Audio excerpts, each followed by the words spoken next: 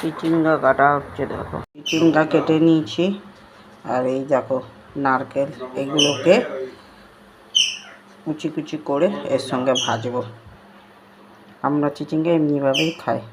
কড়াইয়ে 5 ফোড়ন দিয়ে দিয়েছি, এবার চিচিঙ্গাটা ঢেলে দিই।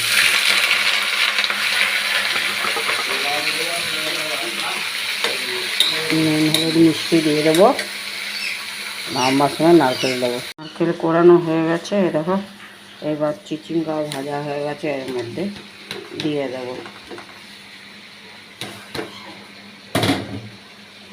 বাস, এবার আর একটু ভাজা ভাজা করে নামিয়ে দেবো। এটা রুটি পরোটা যার সঙ্গে খাবে খাও, খেতে খুব ভালো লাগে এটা। চিচিঙ্গা ভাজা আমার কমপ্লিট। আর বন্ধুরা তাহলে দেখো আমি তাহলে দুপুরে কী কী রান্না করলাম।